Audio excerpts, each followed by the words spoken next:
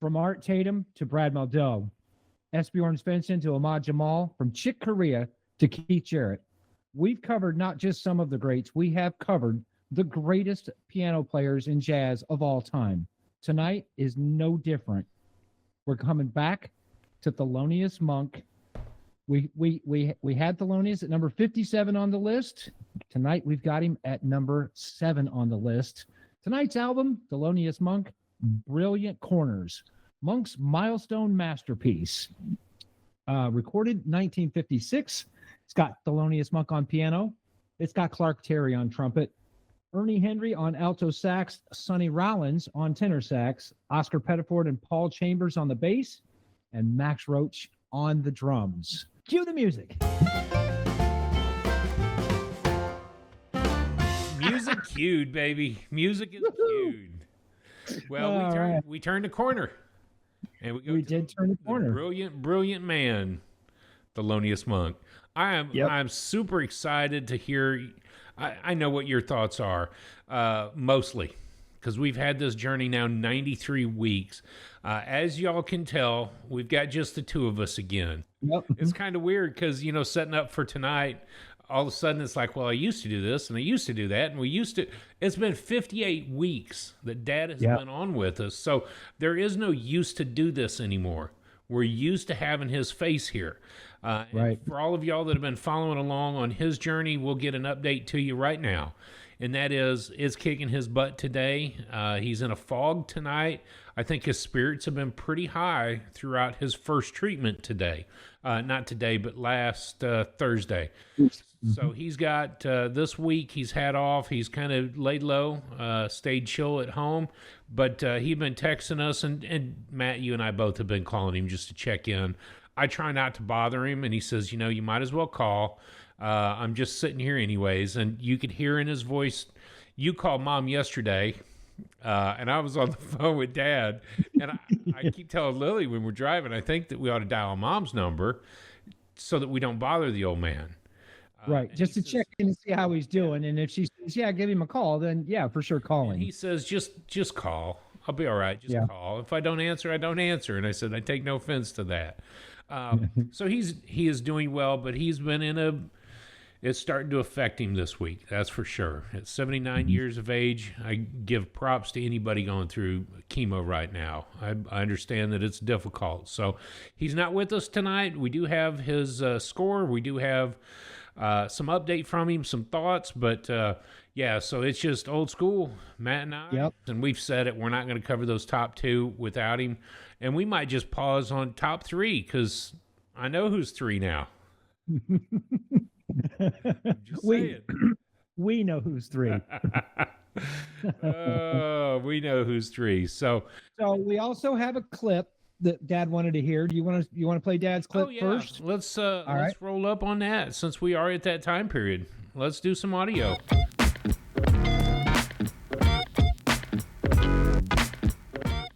It's song number 2 on the album.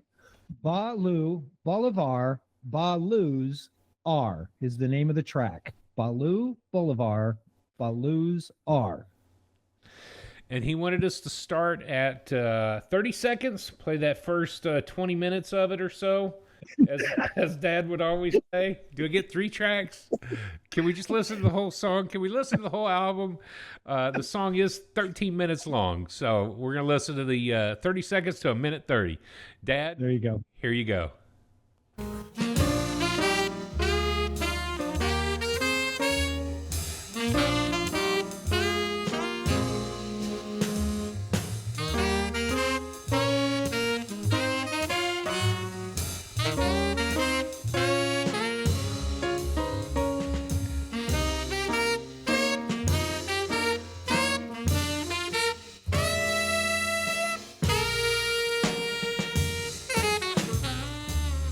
Mm-hmm.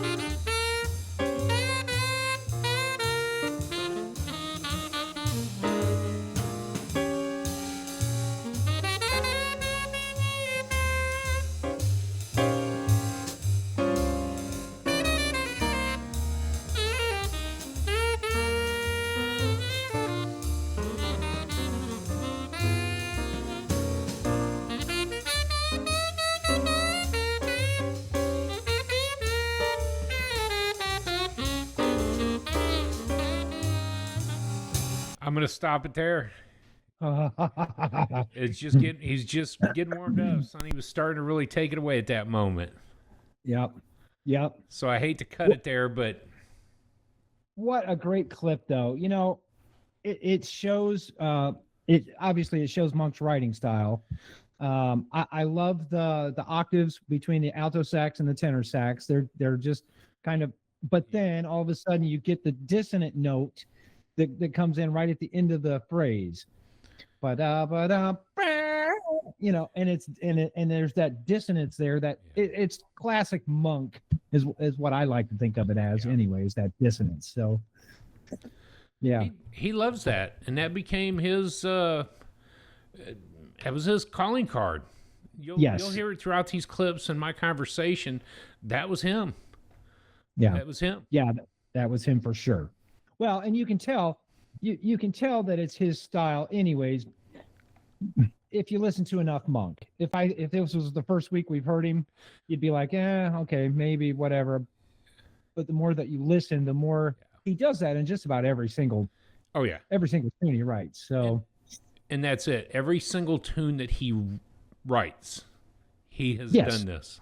And throughout this entire discussion, we're going to go in about his compositions and talk a lot about the unique style. Even listening this week to him play Duke Ellington, you know that Monk's sitting at the piano. You can hear Monk. It's Duke. Yes. But it's Monk. It's Monk. And so you just know that he has the dissonance. That's in the back of his mind. What is it really? So yeah. I'm going to talk about Monk all night long. Right before we hit recorded, I said, I don't want to be done with it. I haven't gorged enough of it. Out of 20 albums that I've listened to this week, I'm not done yet. I got more to go. But so, Matt, what clip did you want to hear? All right. I wanted to hear Pananica. Pananica. Start me right at about 5 minutes, and then we'll talk about the name of the song and where it came from and the tune itself. Here we go.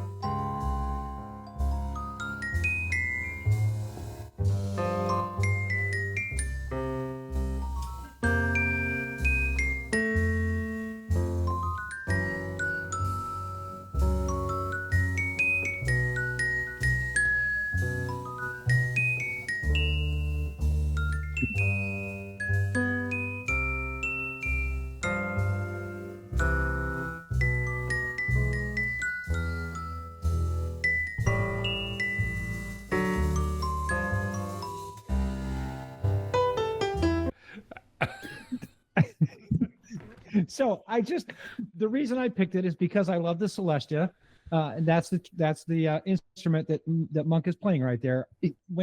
Before I started researching, I'm like, wait a minute, who's playing bells? I thought it was the marching band bells, but yeah, the more research I did, Thelonious is playing the Celestia, which is the tiny. It's a bell piano. Piano. So that's kind of why I wanted to highlight it, just to mention the Celesta, and I don't know, I found it interesting. What I found most interesting listening to it, because I've listened to the album probably 5 times this week, and then all the others that I've listened to this week. What I found most interesting is that when you watch him play and listen to him, he's always got those tritones in there. He always throws that chromatic when he's banging away on the piano. When he plays this, it's one single note at a time. He doesn't. It's very dainty the way he plays this. That's a good way to describe it. It's dainty. Yes. It doesn't sound like the fat fingers of Monk. Which is what I've watched the documentary, the secondary documentary, all the videos that you have of him playing. It's like his fingers just become hammers.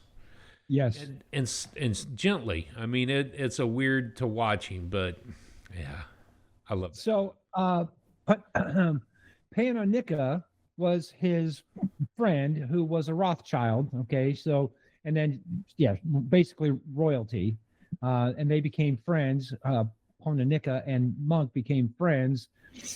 So he named the tune after her. Yeah, and her name came from the Baroness. Yeah, the Baroness. Her name basically came from a butterfly, but then later it was found that it was a species of moth.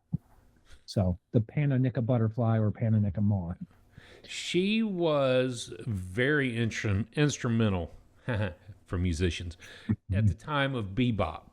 She was a muse. She was a vocalizer of the bebop movement. Friends of Parker, Monk, Dizzy. She kind of warmed up to all of them, and it was not uncommon for there to be sessions at her place because she had a piano. And a couple of the songs that a couple of the song names would come from either those sessions or the location of her apartment. She played a major role in Monk's life. The clip I wanted to hear, Matt, it's been odd because if you look on YouTube Music, and if you look online, it always says that the entire album features Sonny Rollins and Clark Terry. However, you read about the album, and only one track is Clark Terry featured on. And the reason for that is they had been in Monk's, the quartet had been in the studio recording 25 takes on a song. They finally got fed up and left. So he brought in Clark Terry to replace the alto, and he brought in a separate. I changed the page here. Sorry, he brought in Oscar Pettiford on the double bass. He replaced Ernie Henry with Clark Terry on the trumpet. Yes, thank you for. I had that in my mind. So Clark Terry is actually only on one song, and that's Bimsha Swing, which just happens to be a tune that I'm trying to learn. So I find great inspiration from CT. So with that said, go ahead. Not to mention, you're a huge CT fan, anyways. I mean, we both are, but you're a huge CT fan. So I knew right from the beginning that you were going to pick this clip. Dad asked after we recorded last week, so you already know what clip you're going to have? And I said, oh, yes, sir, I do.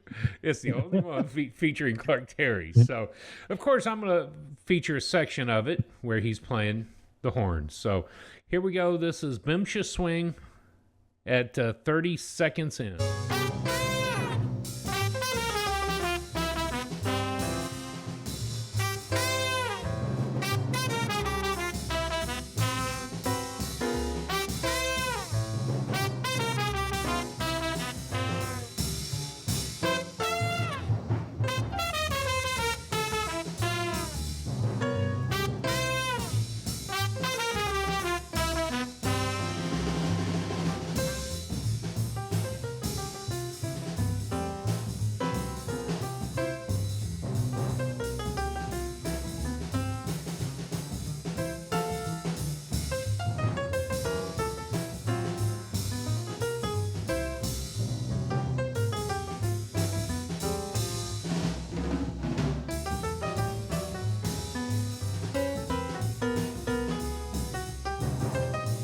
I'm going to go ahead and chop it right there. Y'all just go ahead and check out the whole song.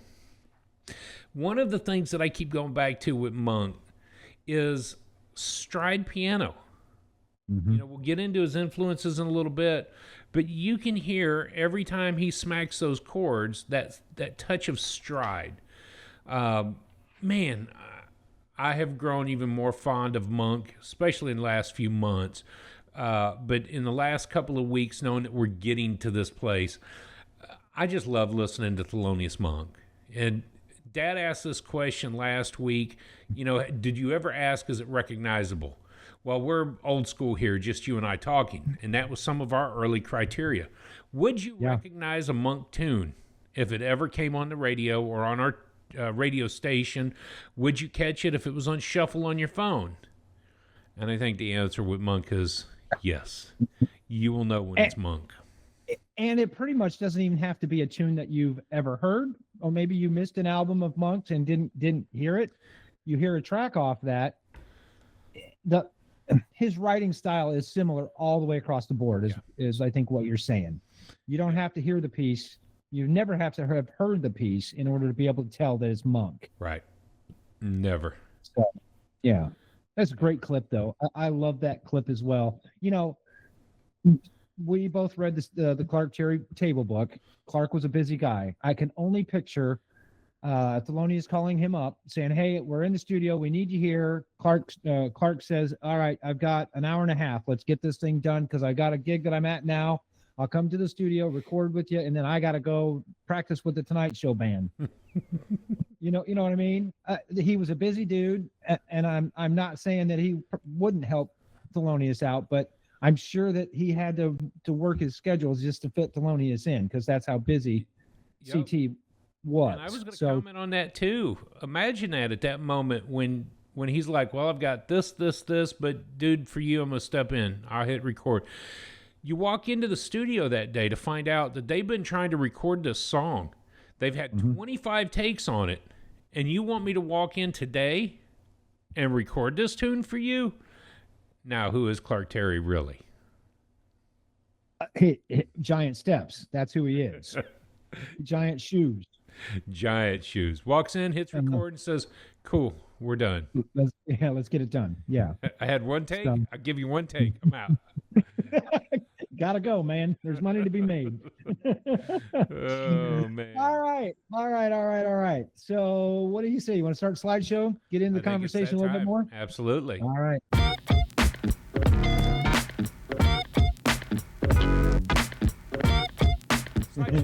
Sorry. Slideshow, just like I've said, for 93 weeks. 93 weeks. We are in the top 10, my friend. I'm so thankful to be here. Yeah. Whatever you do it to jazz. You'll hear in our weekend music coming up in just a few minutes. That's pretty much what we do all week is listen and study jazz. So, of course, this week we are talking about Thelonious Monk Brilliant Corners from 1957. I did go ahead and put a picture of the artwork on there. It's just okay for me. It's not spectacular. If I was flipping through records and I didn't know this album, the artwork wouldn't draw me in to say, oh, I better check this one out. You can't judge a book by its cover. I know. No. So don't commenters don't kill me with the artwork comment. But anyways, it's just okay with me. What do you think? Well, I've been looking at it all week long, just trying to figure out why we would do that, what's going through the mind of Monk. But the minute I say what's going through the mind of Monk, I just went, well, nobody knows. So that's a perfect picture. That's how he sees a chord is, there's 5 different ways we can blend this. Right. It's even more interesting that this is the first really Monk composition album with Riverside. Third album with Riverside. But this is the wake-up call to the world of what Monk can do.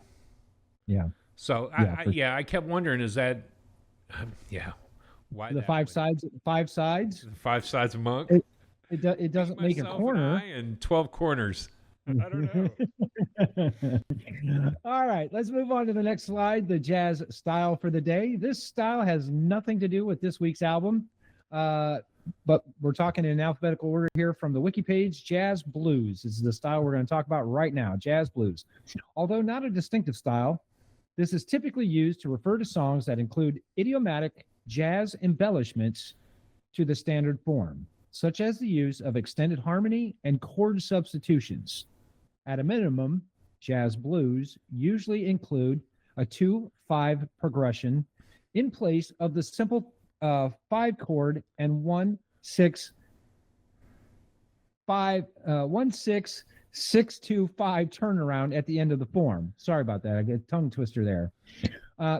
Jazz blues. Can you think of anything right off the top of your head? Jazz blues.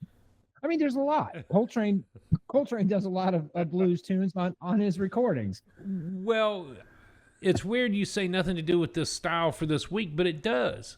You know, you throw those chords out there, the jazz blues and the 2/5 progression. Learn to solo over 2/5. The blues is more of that 1/4/5. Here we go, technology or technicality. Technicality. But I think that you can't have jazz without the blues. And so much of the jazz music that we've listened to is set on that same pattern of 12-bar blues. They extended 4 measures and it's 16. So I think there's a lot of the jazz that we have covered over the last 93 weeks that represents this style really well. A blues is a blues. It's a 12-bar woe is me. And jazz is a celebration of kicking the blues butt all over town. So there's always going to be some embellishment of the jazz and blues. Well, even Dad's pick. Baloo, Bolivar, Blues are. It was a blues tune. It was. So, yeah, I guess it does have something to do with blues. This album. I wanted to find that. Where does it say that about why he called it that song? Because it's the Boulevard. Yeah, it's the Boulevard. It's actually on the wiki page. I had it up. Blue Boulevard Blues. Yep. It was his pronunciation of Blue Boulevard Blues. This was the Boulevard Hotel in Manhattan, where the Harris resided. So yep. It was his pronunciation of the Blue Boulevard Blues. Boulevard. Baloo. Balloon. Anyway, sidetracked. Anyway, next on the slideshow. Dad, where are you to keep us in check? We're going off the rails. Falling off the rails here. Next slide, where you can get it. Of course, this album is available on all the major streaming platforms, but we would like for you to go out to your local record store and buy a brand new copy of Thelonious Monk's Brilliant Corners. That would definitely help out. I did go ahead and put a quote from Thelonious on the bottom of that slide. I say, play your own way. Don't play what the public want. You play what you want and let the public pick up on what you are doing, even if it does take them 15, 20 years. and we hinted on that at the beginning of the episode. It's classic Monk. He's going to write what he wants. He's going to write it the way he wants, whether it's dissonant or not. The audience is going to come along. They're not gonna stand up and leave. They're gonna sit there and enjoy what you're doing, even if it takes them 15 or 20 years. So I love the quote. And I think that there's so much about that I continue to look into Monk. So much of his music was recorded before he recorded it. He would play these songs with members who would take them off and record.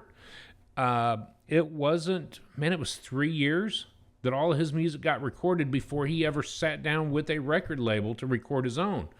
And at the time, there were a lot of record labels, like this one, who didn't want to take the original risk of Monk being Monk. He had a very unique sound. So for Monk, it was always about playing the way he wanted to play. He didn't want to venture out of that. The Unique Thelonious Monk was the album before this. But there was also, he plays the Duke Ellington. I don't have that all in front of me. Sonny Rollins and Monk, and then Monk plays the music of Duke. Those albums came out on Riverside as a way to break him to the public. And then he plays his own stuff, which is shaking the world still here in 2025. I got 26 of Monk's standards to learn, and there's a reason for that. But he played his own way. He did his own thing, and people picked up on that. Later, I want to make another comment about his compositions. So okay, all right, I love that. All right, quote, by the way, if you didn't realize that. It fits our discussion so well. We didn't even practice the discussion around that quote, but it does fit so well. All right, let's move on to the next slide. This year in history. Of course, this album came out. It was recorded in 1956. It was released in 1957. So I picked 57. In 1957, IBM sells the first compiler for Fortran. Now, Fortran is a computer language, a programming language.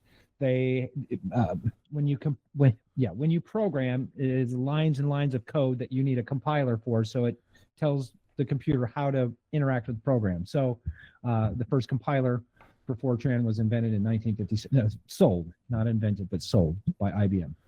John Glenn went supersonic in the F-8U jet. He flew from LA to New York in 3 hours and 23 minutes. Of course, John Glenn then went on to be an astronaut, test pilot, of course. Anytime I see those test pilot facts in these years, I love to highlight them. I don't know. The Right Stuff is such a great movie. It was such a big kind of influence on our childhood anyways, because it was one movie that Dad would let us watch over and over again. So, hey, buddy, you got a stick of Beemans? Oh, wow, that's awesome. West Side Story opens on Broadway in 1957. I found that interesting. It's a great story, and West Side Story. Miles Ahead, Blue Train, and Kenton with Voices are some of the other albums that are released this year. Not all of them, but some of the other ones. Miles Ahead and Blue Train. Of course, I'm on my Coltrane journey, trying to get all 60 albums done by the end of the year. Blue Train, we've already covered Blue Train, one of my all-time favorite John Coltrane records by far. So I loved listening to it again this week. Robert Gradinger, Jimmy Dorsey, and Wooden Joe Nicholas pass in 1957. Now we did our episode on Gradinger, City of Glass. So if you want to go out, check out how we feel about Robert Gradinger, please do so. But I'll put the link right above me here. that one hit us like broken glass. Like eating broken glass. Oh boy. And even then, I've gone back to it. I gotta say, I appreciate it more and more. Yeah, I know. Me too. Me as well.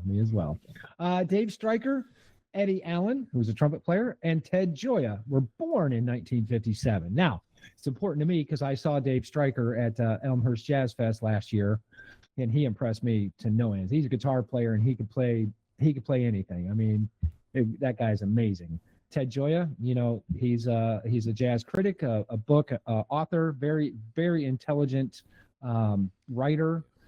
So I had to highlight Ted Gioia being born in 1957. Yeah.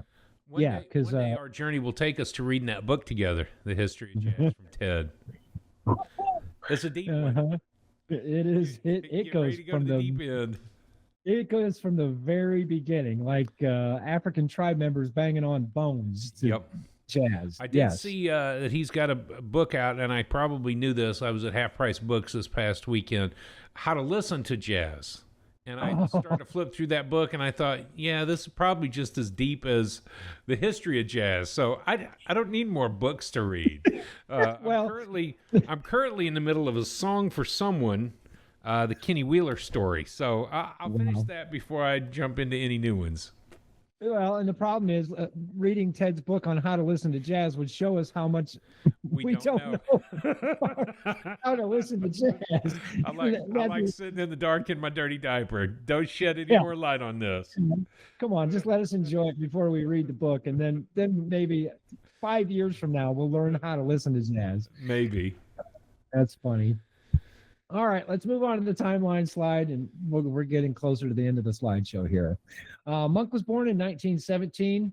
He passed in 1982, and the small dash in the middle. These are just a few highlights of what happened in the middle. So please forgive me if I don't highlight your favorite thing about Monk.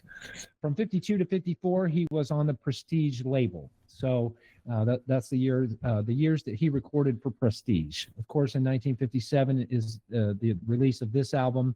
And then from 62 to 70 were his Columbia label years. So there's lots of facts that we could talk about in between the dash, the born and the past dash. But there's just a few that I chose to highlight on the slideshow.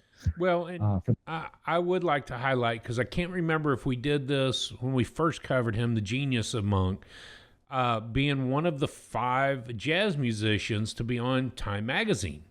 And I want to put that picture up just as a reminder. I was flipping through real quick to see that year. He's lined up with Louis Armstrong, Dave Brubeck, Wynton Marsalis, and Ellington. Yep. And so I think it was 54.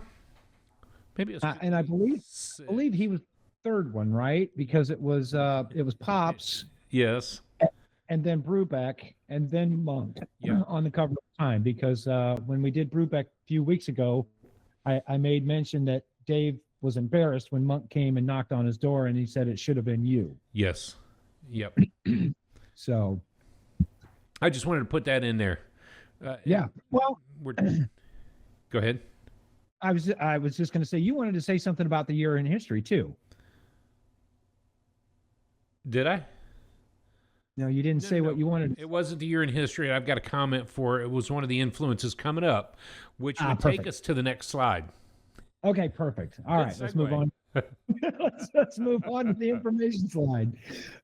Some of the influence that I have listed are Simon Wolf, who was Thelonious' piano teacher when he was very, very young, Chopin and Rachmaninoff, because he did start playing classical music on the piano.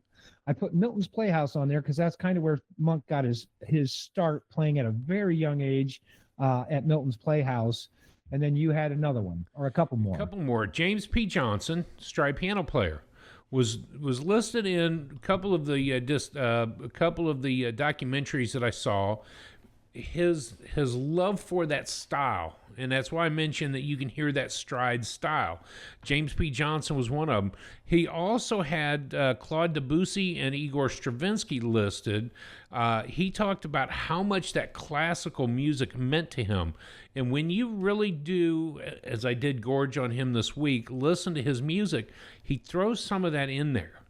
And it sounds jazzy, but you know it's really not. He's going for that old school music, and so that's what I wanted to include. That James P. Johnson's a big thing, and I really love the Milton's Playhouse. You know, as a kid, 13 or 14, I think it was, he's sitting at the piano just playing away. He was a regular at the club, so he was cutting his teeth early, sitting at that piano, and then got noticed and. And then didn't Simon Wolf, his piano teacher, kind of shoo him off and say, "You're never going to learn. You're never going to play classical. Your interest is jazz, so move on." Well, I don't want to teach. It wasn't a move on as much as it was, "I'm done with you. I can't. Yeah. I can't teach you because your love is not here in the classical. So, shoo, go find somebody that can." Right, and that's what he did. Yeah. He picked up a gig at Milton's Playhouse and went from there. Yeah. Yeah. Yeah. All right. His discography. He's got 51 studio and 12 as a sideman. He's got many, many more than that. If you check out his wiki page, the discography page, we're talking about early time music when they were still recording on LP, not or EPs, not even LPs. So when I say 51, I think of CDs and an hour long. Most of his stuff was on EP and records. The genre that I've got listed for Monk, bebop and jazz. And of course, you already talked about Panna Nika being a huge proponent of the bebop era and a supporter she was just all over it.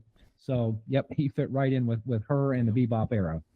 6 Degrees was real easy this week. Thelonious and Miles played together. So there's just 1 degree of separation. All right, here we go. Few facts about Thelonious. He was instrumental. He was crucial in forming bebop. He helped form that style of jazz.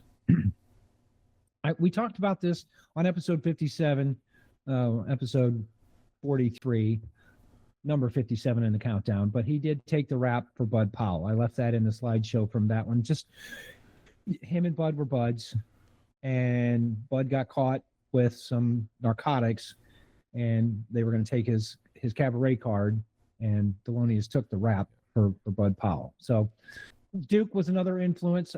We could have put it on the influences side, but I wanted to leave it on the fact side. And Mary Lou Williams. Yep. I forgot about that when I was talking about, I looked over here and it was on the next page. Mary Lou Williams. She was an influence as well. Also instrumental in the jazz industry, in the jazz field. Yeah, she's the OG of OG piano players. Yeah. They all studied under her. Right. So she's like the Yoda.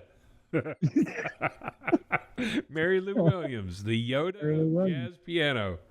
That's right. And you and I have both rabbit holed on Mary Lou.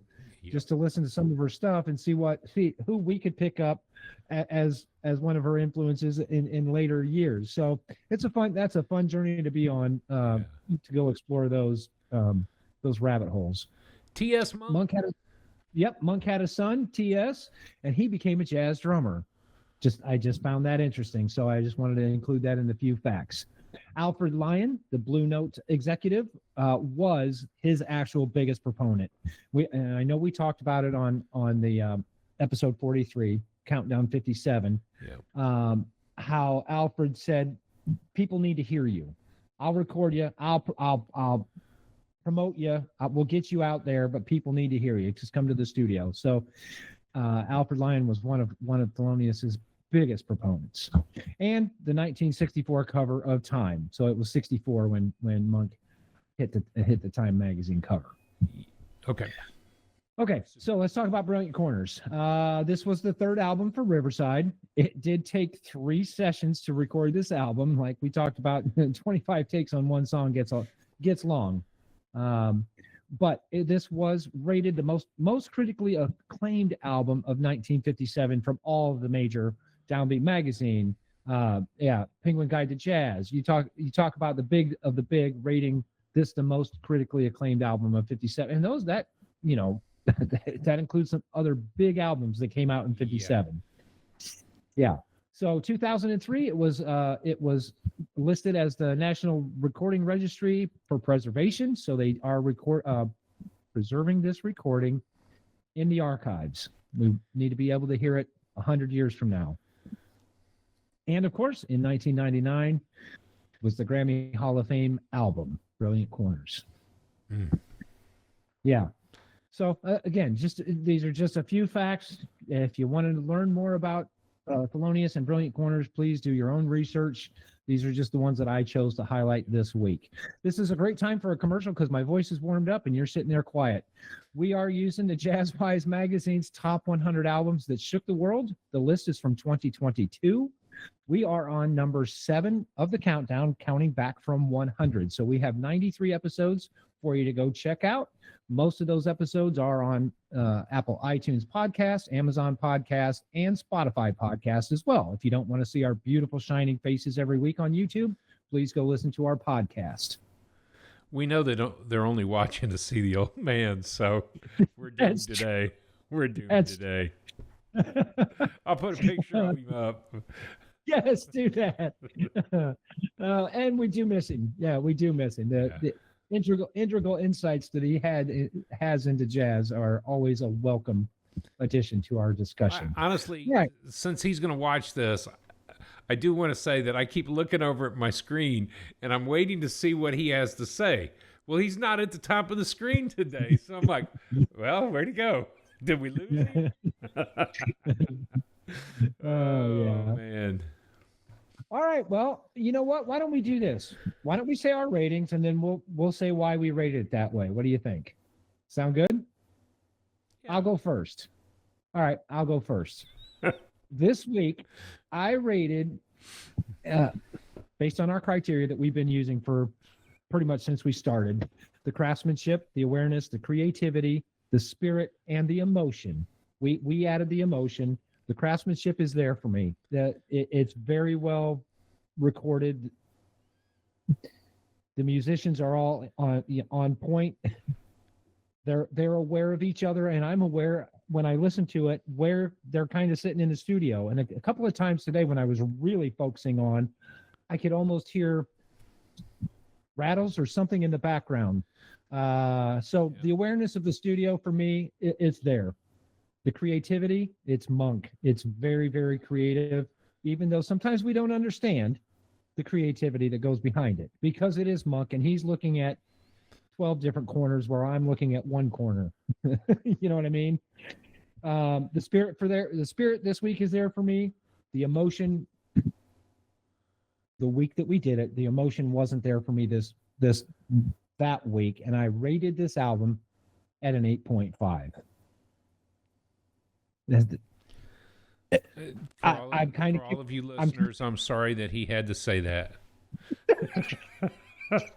I apologize in advance for what Matt just said.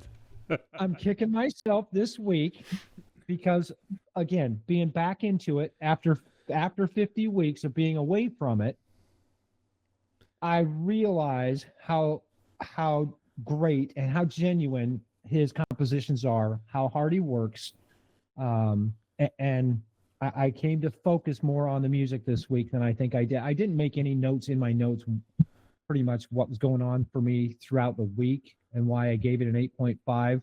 So that's where I am. If you ask me today if I would change my score, yes, I would change my score. But we don't do that. We never have, so I can't. No. But if you did, what would it have been? 9.5 for sure. Okay. So that's a big jump. You going from 8.5 to 9.5. Yeah. I'm with you on that. Okay. So I was looking back over my notes. This time last year is when I started to put everything into the tablet. So I had all of my notes now here digital.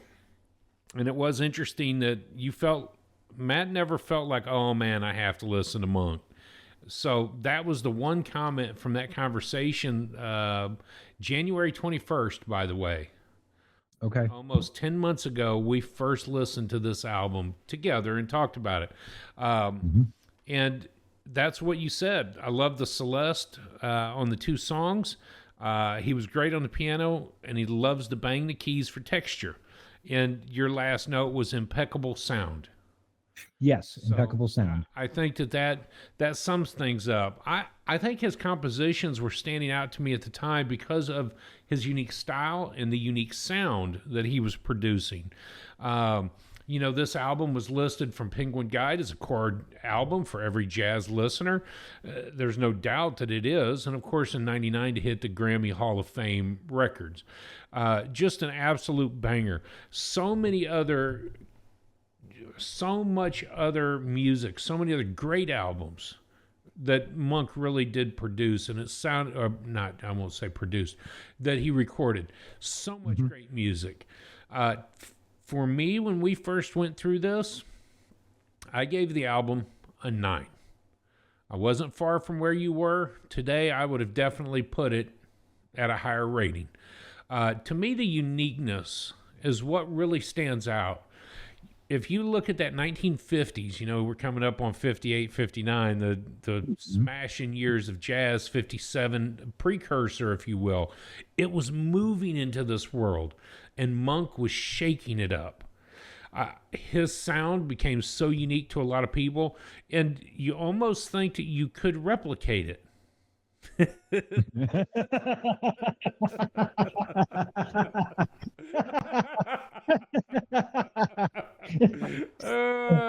I'd rather play anything from John Coltrane. I'd rather play anything from anybody than try to learn a Monk tune. And it's the richness and the complexity of his compositions. And then you add on top of the richness and make it as fast as you possibly can. I have on a set list for the big band, out of the 10 songs that we have, half of them are Monk compositions. And there's just no. So I ended up looking into what was it going to really take to learn Monk tunes. If we're doing the 52nd Street theme, might as well learn how to play that tune as a solo jazz standard instead of with the big band. So I'm at a tempo comfortably at about 150. I can manage through on third trumpet, second trumpet. If I do the solo piece, the notes are a little different, and I'm like, now I'm at 120. And you look up and go, they're playing it at 240. It's breakneck speeds. Blues 5-spot, crisscross, epistrophe is one of our big band tunes. Evidence, Mysterioso. So I figured I might as well learn Monk's. No. It'll take me years to figure that out. And it's mostly about the movement. He does a lot of cool chromatic movements. And as long as you can play those super fast, it's super easy. That's not where I'm at. But then you start to break down the chords, the structure, where was he coming up with this stuff? And of course, then we ended Sunday night with a Charlie Parker tune, Anthropology. And his chord changes will just spin your head right round, baby, like a record. So, well, we're still studying Parker today. Musicians, jazz musicians, and writers and authors are still studying his music today. Yeah. Which, okay, I know we've said it probably not a million times, but close. We're at number 7 and have not seen one Charlie Parker album yet. What's going on, John? What's going on, Mr. Newey? Right. Tell us, will you? Jazz-wise, I mean, there's at least 3 albums that you could have put on by now, right? Unless it's going to be like number 1. Yeah, we don't know because we didn't look ahead. You're very well. You don't know because you didn't look ahead. But this was recorded months after the fact, so I can gladly say that I will take my shirt off and do the last episode if we have not had a monk. And for everybody, Parker. I'm sorry, for Parker. If we do not do Bird, but we know the answer. Yeah. Stay tuned, and you shall know the answer as well. But I think your score is great. I don't think you had to talk me into an 8.5. No. And the more I talk about my score and your score, you were only a half point higher than I was. Would you go to a 9.5 or would you go all the way to the 10 if we would change the scores? I'm going to go to a 10. After learning all that I have about this album, everything it's partly what you're into. I mean, this is why we always said we need to talk about our week as well as the music that we're listening to, because we may be in a bad mood, and trying to listen to Monk isn't exactly an easy way to do it. But I think right now is a good time. I'm going to play a clip of Monk dancing on stage. So I want you to watch this.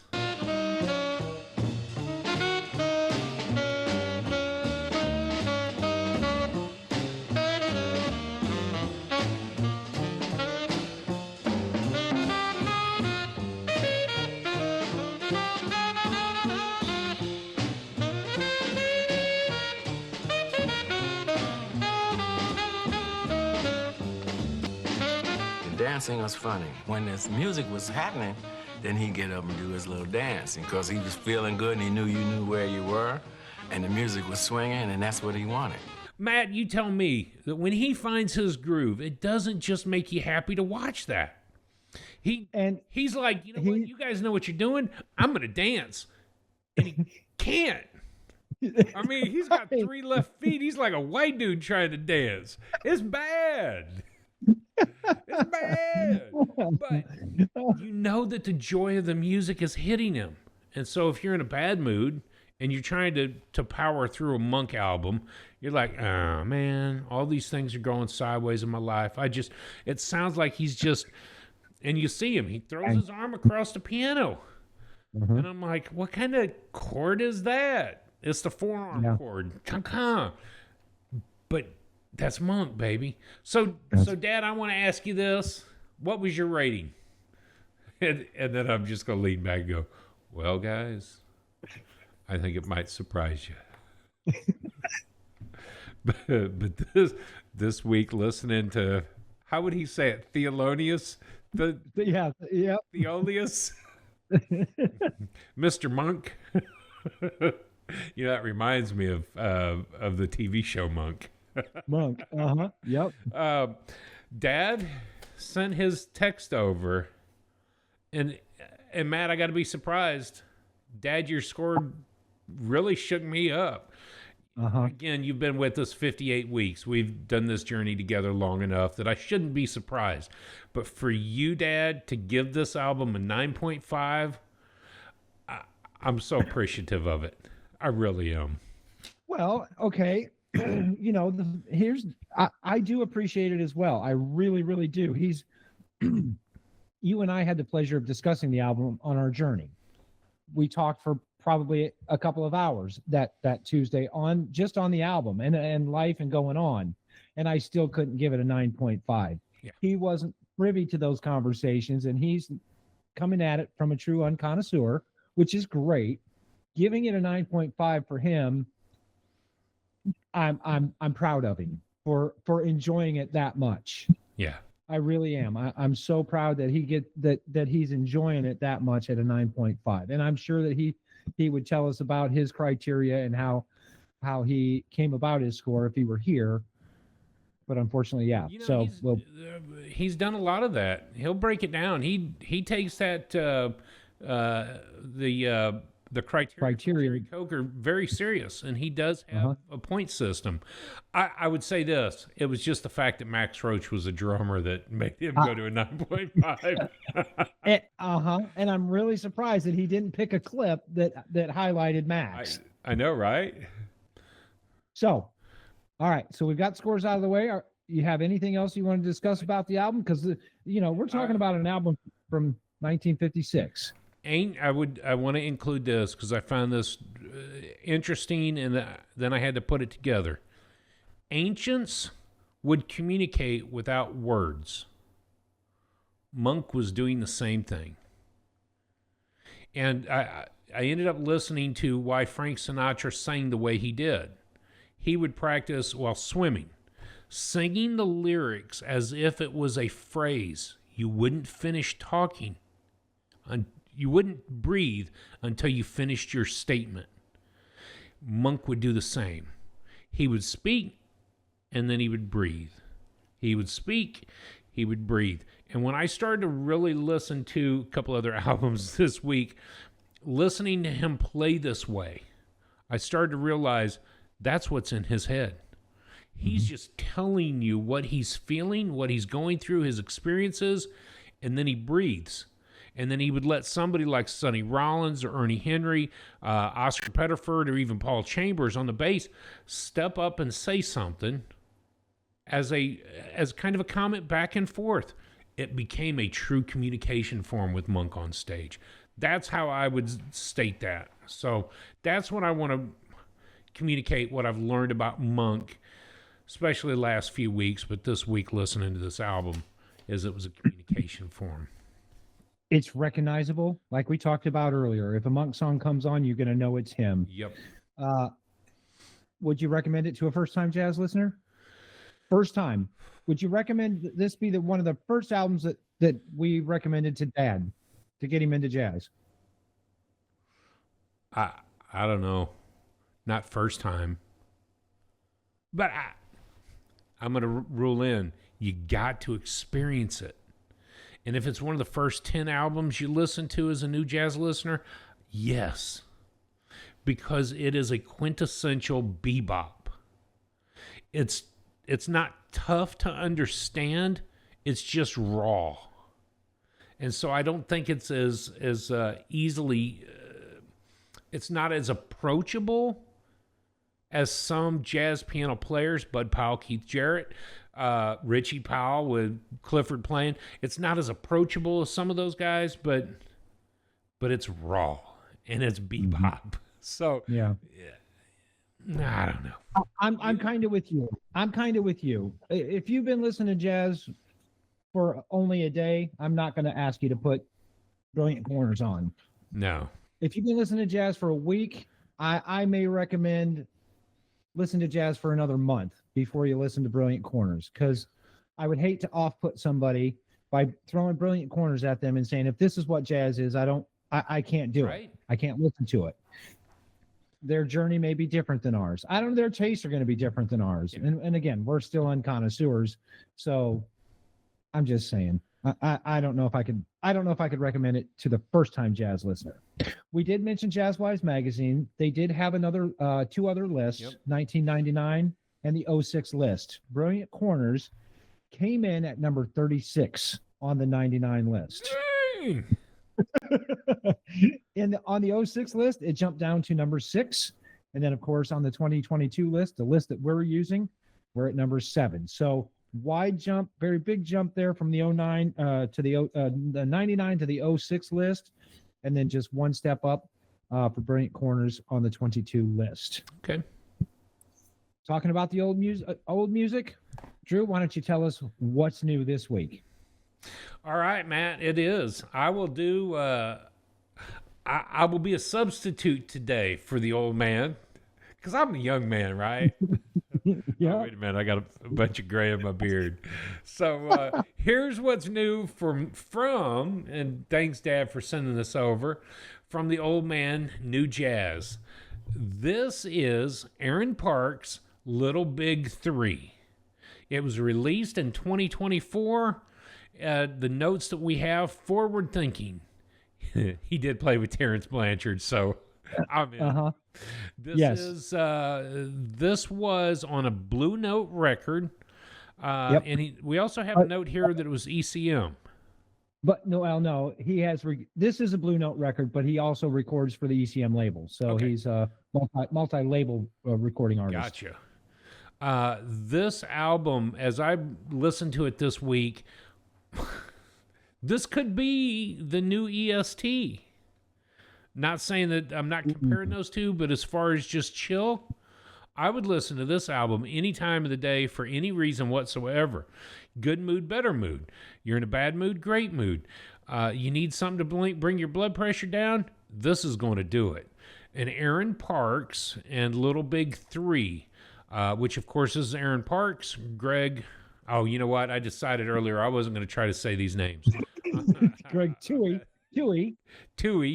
David Ginyard Jr. Yep.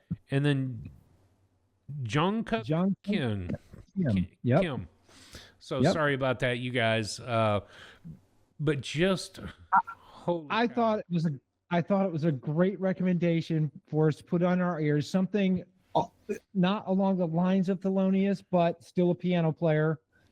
Still very the forward thinking I can see in the compositions on this album. It's so great to hear his what's new. He would say, I think our listeners are really going to enjoy this album. So put Aaron Parks' Little Big 3 in your ears this week and give it a listen. He does have a lot of recordings out. I mean, there's a lot of stuff to listen to by Aaron Parks. He did Little Big 2, and this one, Little Big 3. So great recommendation, Dad. Thanks so much. I tried to figure out why Little Big 3, and it was Little Big 1, Little Big, Little Big 2, Little Big 3. And I thought it was Aaron Parks and Little Big. Right. 3 members, Little Big 3, but I couldn't ever find anything on that. And I got swept away with the music, to be honest with you. I just stopped staring at my computer screen, and I just sat here and I had to force my ears down a little further. I was like, yeah, I really enjoy it. Yeah. Of course, then you could turn it up and enjoy it. So, Dad, you're right. I think our listeners would really enjoy this album. I've got it up on screen right now. Yeah. All right, well, let's move into our weekend music. You want to go first, or you want me to go first? Yeah. Okay. All right. I'll go first. As you know, because I've told you before, I'm also on a Coltrane journey to finish all 60 albums before the end of the year. This week, and it just so happened landed this way, I made it to the Thelonious Monk with Coltrane album. I played it Saturday afternoon after I got home from golf, and I played it again this morning. What an amazing album, because we're talking about Thelonious Monk anyways, and I'm still on my Coltrane journey. 1961, Thelonious Monk and John Coltrane. Mm-hmm. I rated it very, very, very high. So yeah. I was really taken in with that. Little Big 3, of course. That was almost my go-to album this week. But looking at my library, some other things that I downloaded again this week. Tord Gustafson Trio. They released an album in 2024, so I love Tord Gustafson. Jeremy Ledbetter, the composer of the album Gravity. I can't get enough of Gravity, so I wanted to see what else Jeremy Ledbetter wrote. And the album that I downloaded and listened to this week, Got a Light. I can't get enough. Let me just say this. I can't wait till we make our own list of albums that we have to listen to, because Jeremy Ledbetter is going to be one of those ones. I think this is week 3 in a row that you have gone on about that album. So, yeah, I know. It should definitely be at the top. This better be on somebody's radar, because it might be coming up later. Non-negotiable, baby. Non-negotiable. I love Esbjorn Svensson, and of course we're doing piano players this week with Thelonious, so I wanted to kind of stay in the piano vibe. So I did listen to Gargarin's point of view this week, and it helped greatly with my mood. So yeah, the project at work is still ongoing. We're now over the major hump of transition email. We're now on the 1 and 2 offs and the odd incidents that happen. So those are always a little frustrating for me, trying to figure out an issue with someone's email. And I don't know. It's been a rough week, and Thelonious he's not really one of those ones that you can put in, zone in for a few minutes, zone out and work, and zone back. You got to focus on Thelonious, and you got to stay focused and listen reverently to Thelonious. So I had to make time to listen to Thelonious this week. So other than that, I had a really great week. Got to play golf with Keaton on Saturday and some friends of ours from South Bend. So I'm not complaining about that one bit. But yeah, this is a great week. It is cooling off here. That's why I'm a little wrapped up in my long sleeve and my vest. We're down in the 40s, low 40s. So hitting that lower 40s, upper 30s. Not looking forward to that. Winter is upon us. It's getting here. All right, so that's my week in music. Tell me about your week. I continue to be amazed at the fact that I'm a teacher. each week I show up to do the job, and I'm like, this is really weird. I'm responsible for 12th graders. I've had a great time doing this, and it's been phenomenal to watch the talent, to watch, just respect in general. I've got 12 students of just high respect, high regards for them anyways. But their ability to create these videos and what they're learning and what I'm able to deliver, what I think is okay. I do get to talk tomorrow with the senior advisors. Today we had, this would be the November 3rd, Monday, we got to have student-led conferences. So we got to hear from our daughter what her strengths and weaknesses are, what she'd like to focus on this year into next year. And then feedback is provided to her advisor on different teachers, different issues, different criticisms, if you will. So I'm going to actually talk with the seniors advisors tomorrow and see if there's anything that I need to learn about what I'm doing. Also, we're looking at continuing maybe into the next semester.